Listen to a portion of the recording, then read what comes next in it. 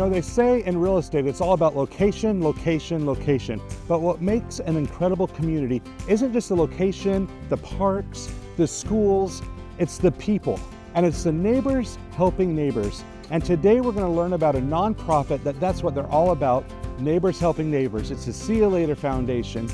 I'm your host, John Gross, and this is the American Dream TV. Hey, Waylon. Hey, how's it going? Good to see you, buddy. Good to see you. So, we're here at the See You Later soccer camp. Tell us what's going on today. Well, today we're doing a 2-day camp. So yesterday we had skills, and today we're building on what we did yesterday. But really what we do in the community is that we offer camps at little or no cost for any kid that wants to try something new. And so today we've got about 50% of the kids that are coming for free. And so we're just introducing kids to new sports and making sure that there's not a big price tag for the parents to let the kids try something. Super good, because I have kids, I know how expensive these camps can get. So other than soccer camp, I know See You Later offers a few other camps. What other camps do you offer and what's that like? So we do baseball, we just did that last week. We do football, we do jiu-jitsu, we do a culinary camp, we do softball, we do volleyball, we do basketball, we've done an art camp. We do disc golf. We've done a computer camp, and that one was really cool because we took a bunch of kids, and it was about 10. They learned how to take apart a PC the first day, and then they built laptops that they could take home the next day themselves. So they're literally coming, they're learning how to learn some skills and build a computer. Yes. Super cool. Do you have a favorite moment, favorite story from any of these camps? One of my favorites is Sal. He's one of our coaches here. He started out as one of these little kids that come into the camps, and now he's coaching for McMinnville Soccer Club. He's helping with the high school, and he helps run this camp every year, and he absolutely loves it. So it's a good story from, you know, our organic beginnings, him being, you know, a participant all the way to being a volunteer and helping us out. Totally. Love the story. I love what you guys are doing. Yeah. Good job. Thank you. Yeah. Appreciate it. A lot. Thank you. Yep.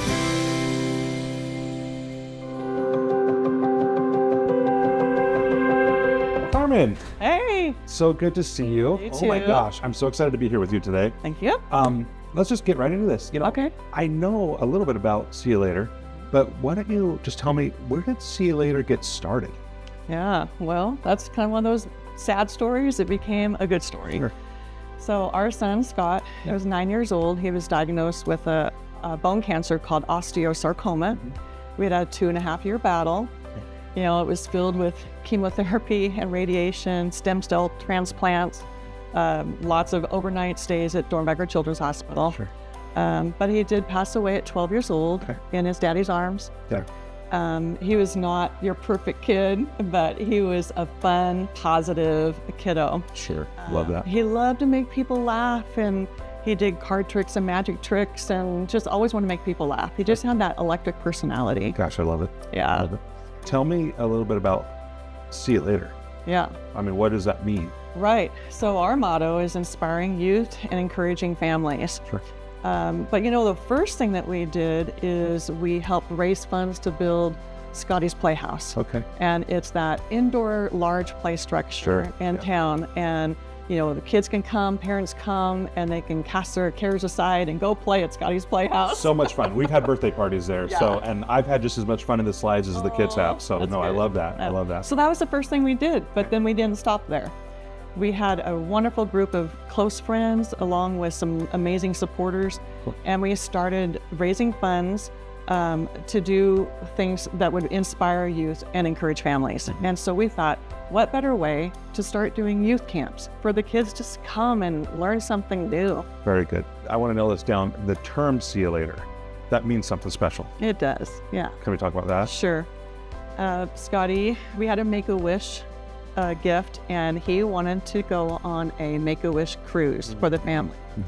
So on that cruise, we were given that, you know, the old-fashioned VCR camera. Oh, sure. You know, they were so heavy at that time in 2001, and he would tape our happenings, and he would often, you know, recount what we did that day.